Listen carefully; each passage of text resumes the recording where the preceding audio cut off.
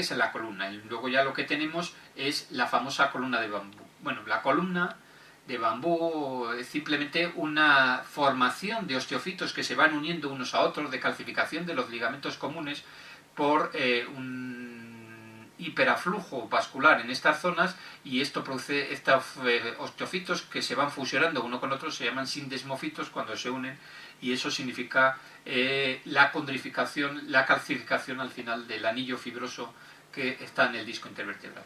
Eso es lo que hace que al final nos van produciendo estas especie de fusiones, y lo típico es que el cuerpo vertebral está respetado. Fijaros que los discos intervertebrales en la espondilitis anquilopoyética están siempre respetados. Siempre, claro, luego el paciente tiene 80 años y ya también tiene. Pero lo importante es el sindesmofito, porque por eso la caña aguanta muy bien, los discos, los cuerpos vertebrales están cuadrados por estas calcificaciones laterales y aguantan bastante bien. Y una afectación muy típica y que tenemos que buscar en la placa lateral de cuello es la fusión. Acordaros, inflamación importante, al final fusión de esa articulación, y la vemos muy bien en la placa lateral, sobre todo en columna cervical, porque ya sabéis que ver las articulaciones en dorsal prácticamente es imposible, y en lumbar las vemos casi siempre solo las de, digamos, zona lumbosacra. Pero la artritis anquilopoyética, como cualquier artritis, también produce una afectación de otras articulaciones, como las caderas, y aquí la protusión acetabular es importante porque se produce este hiperaflujo vascular tan importante. La reumatoide, está la estrella, ¿no? Los pacientes reumatoides tienen una sintomatología tan tremenda, tienen tanta afectación de casi todas las articulaciones que constantemente pues, necesitan controles y revisión. Fijaros que es muy importante la osteoporosis. Acordaros que decíamos que era el dato fundamental. En este caso también se puede producir un poco de aumento de partes blandas, que si tenemos un pinzamiento va a ser simétrico. Acordaos la diferencia aquí con la, decíamos, con la artrosis, que se afectan pequeñas articulaciones. En el carpo, la metacarpofalángica son el predominio en las manos. En las manos siempre se afecta antes la línea metacarpofalángica y el carpo que las interfalángicas distales. Esto nos ayuda. En la fase tardía, en la cual la articulación, digamos, produce ya fibrosis, pues lógicamente tenemos cambios de fibróticos, de retracción, de alteración de la alineación, destrucciones incluso periarticulares, con deformidades que cada uno, hasta los franceses que le ponen nombre a todo, pues las han llamado como de cepillo, de copa, etcétera. Eso significa ya un fenómeno avanzado de la afectación reumatoide. ¿Dónde afecta? Pues prácticamente todas las articulaciones, es decir, que podemos poner puntitos por todos los sitios. En la mano, desde luego, sí que es más de afectación de carpo y de metacarpofalángicas. Este esquema intenta decir un poco cómo sería el ritmo de afectación de una articulación por la artritis reumatoide. Y al principio, prácticamente, los cambios son muy tenues.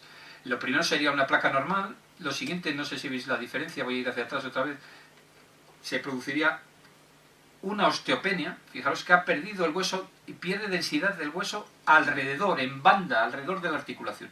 Fijaros que todavía no tenemos casi pinzamiento, no tenemos afectación de otro tipo, solo lo que tenemos es una osteopenia.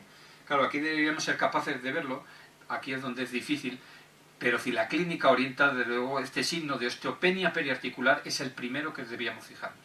Cuando ya es más llamativo, pues es más fácil, ¿no? Porque ya vamos viendo esa banda típica, ¿no? Que siempre se ve en las placas, como una banda periarticular alrededor de las metacarpofalángicas o del carpo, pues con osteopenia, con pérdida de densidad.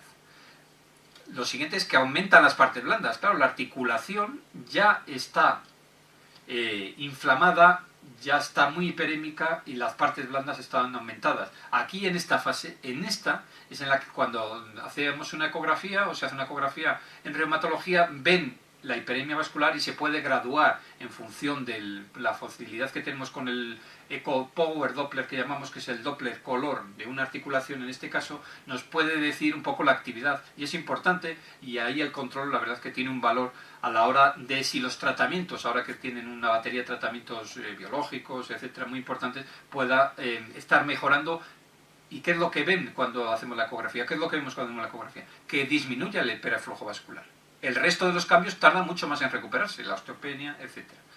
Al final se produce un gran derrame alrededor de la articulación con osteopenia y podemos valorarlo o con radiografía o incluso con ecografía. Fijaros que lo siguiente es el pinzamiento, el disminución de la interlínea. Aquí ya el cartílago ya ha sufrido de tal forma que no se recupera, que se pierde, y el pinzamiento. Pero el pinzamiento es simétrico, uniforme. Y claro, al final se empiezan a producir, con esta hiperemia que tenía la articulación, la sinovial adyacente, pues empieza a producirse erosiones.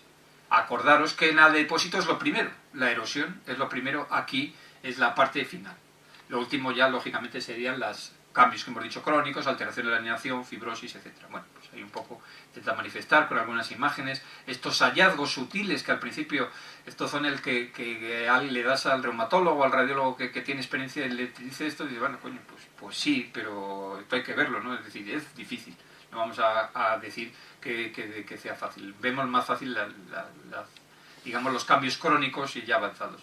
Una de las características que siempre hemos estudiado es que este hiperaflujo vascular, esta inflamación, produce inflamación de algunos ligamentos adyacentes también. Los ligamentos triangulares que sostienen la odontoides contra la C1 se ablandan y sabemos todos que hacemos la lateral, medimos este espacio que hay entre la pared anterior de la odontoides y la posterior de la C1 del atlas, y cuando está aumentado y tiene más de 3 milímetros decimos, cuidado que este paciente a lo mejor lo siguiente es que esto comprima el troncoencéfalo que está ahí detrás, ¿no? Entonces, esta es una placa típica de mídeme el espacio que hay.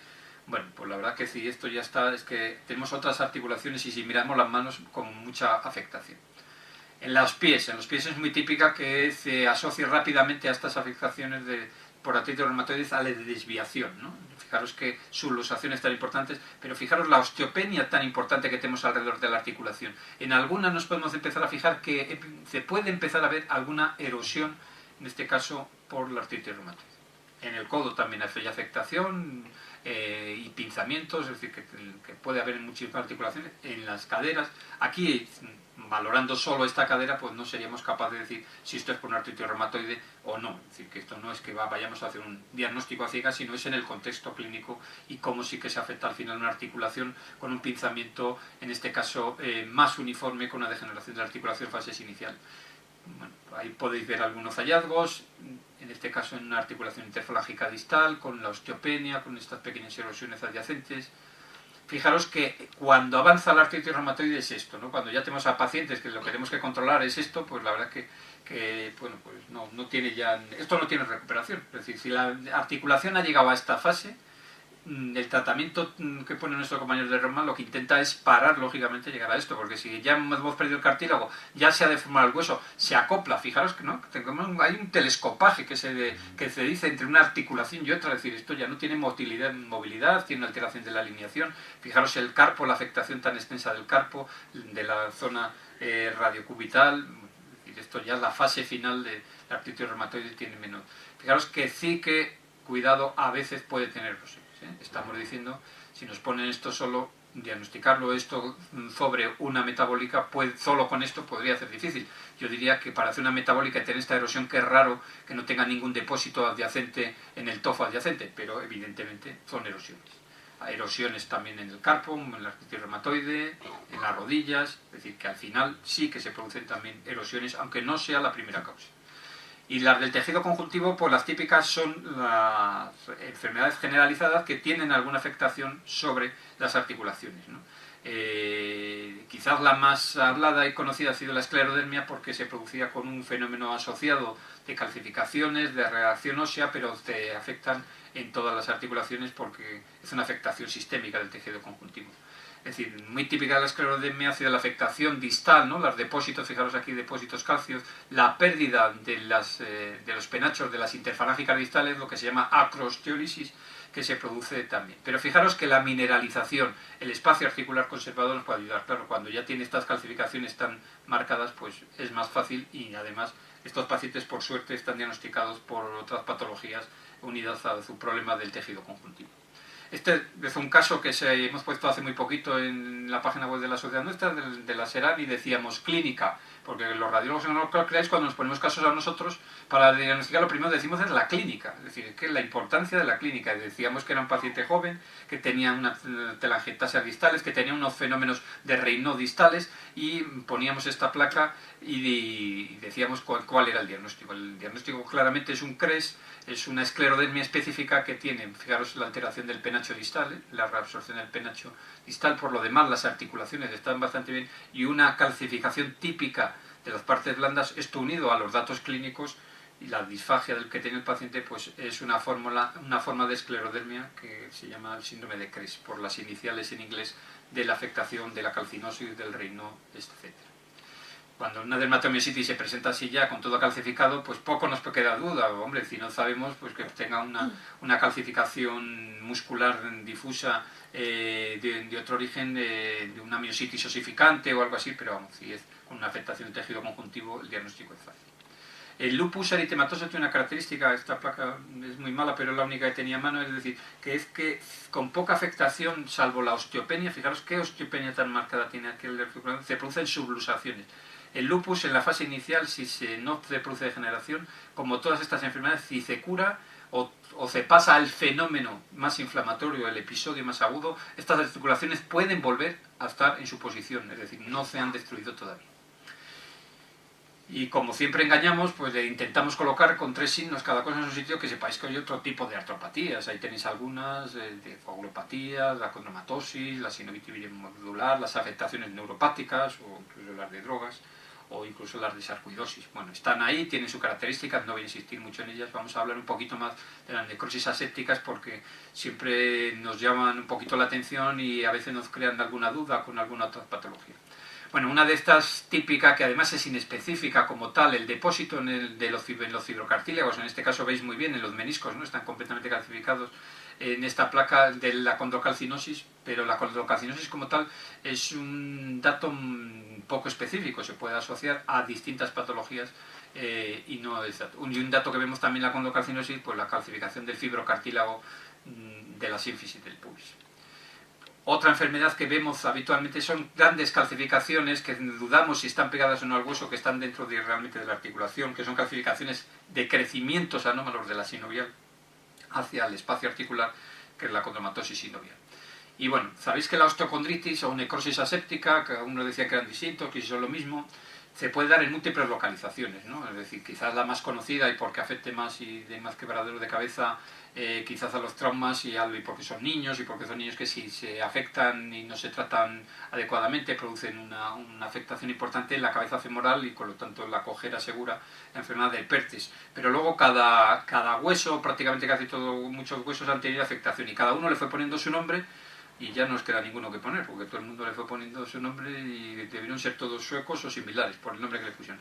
Este es el Perthes, ¿no? El Perthes es la afectación, claramente se sabe que hay una afectación vascular en el crecimiento, no hay un origen traumático la mayoría de las veces conocida, y lo que se produce es una afectación de la vascularización de la epífisis, que fijaros la diferencia, de una con otra se produce una esclerosis, una fragmentación. Todo esto lógicamente produce un ensanchamiento metafisario y esta articulación en edad de crecimiento del niño pues hace que acabe con una cojera importante.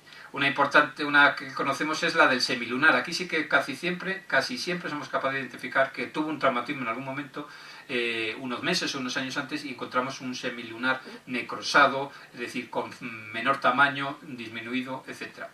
La típica que tenemos que fijarnos mucho en los dolores, estos niños que nos vienen a urgencias, que ha tenido que jugando a fútbol, que le duele, es decir, la alteración, la necrosis en el cóndilo femoral, que es muy típica. A veces se suelta un fragmento, llega a soltarse un fragmento libre, y eso con la resonancia podemos ver realmente la afectación tan importante que tiene. Aquí los traumas intervienen, que creo recordar que lo que hacen es meter aquí una especie de taladrines, de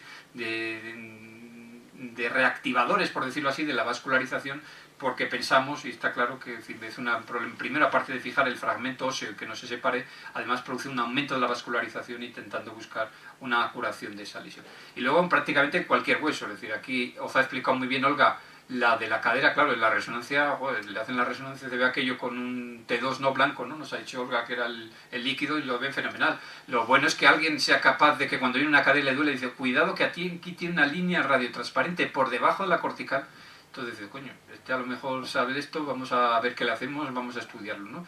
Con clínica, fundamental.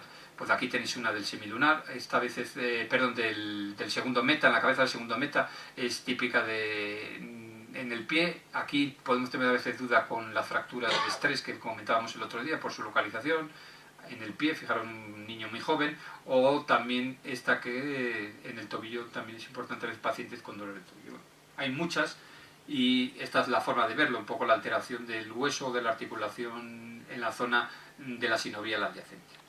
Bueno, pues esto es un poco lo que yo os quería contar de las artropatías.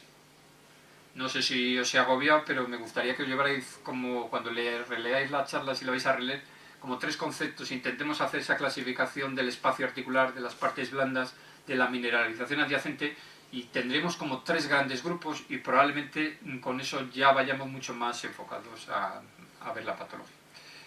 Bueno, vamos muy bien de tiempo, no sé si os he llevado demasiado rápido en esta ocasión, pero nos podemos tomar un café y luego abordamos la ecografía.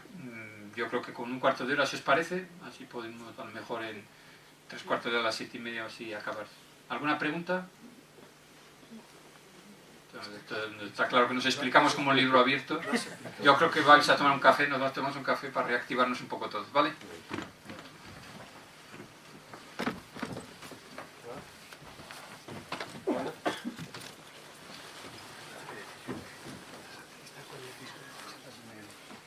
Sí, las subimos ahí para que...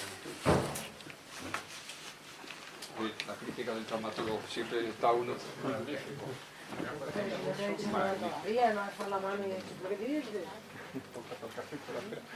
Bueno.